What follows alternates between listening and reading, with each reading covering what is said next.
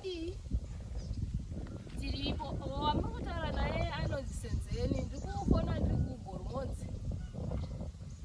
Aiwa hatiri right. Ndingataurawo here nemunhu waMwari prophet ivavo chaivo. Ndosiya meseji kwamuri mozosvidza.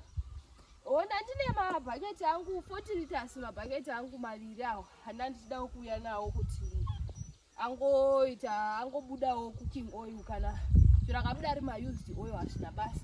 Da kuti pangobuda mafuta chete. Then ndandine 5 liters imwe iri pasite.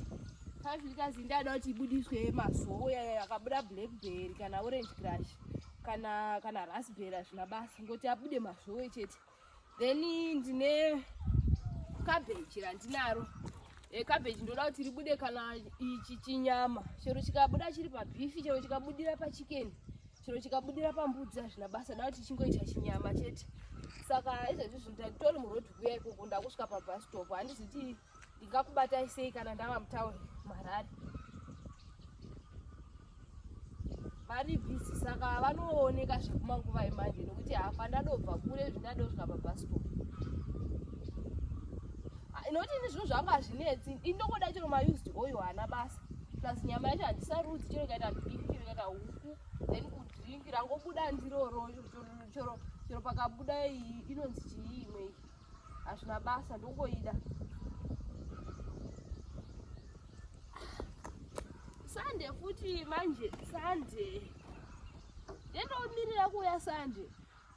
Saka apa ndodiya apa ndodzokera kumba. Hapana here zvimwe zvingazvamungaita kana kuti kungonamata ndakaibata mvura yayo kuti tione kuti haiiti here haigone here kuchinja kungo. Alright, saka ndoya Sunday yacho but wana ndabva kwacho manje. Alright, zvakanaka. Alright, tichazofona nemugovera manheru ndono ndavata. But ndakutla manje kuti Sunday cabbage yangu inogona kuvora bhondi paratova mawani. Ndozongotenga rimwe. Alright, saka zvakanaka, moswera zvakanaka.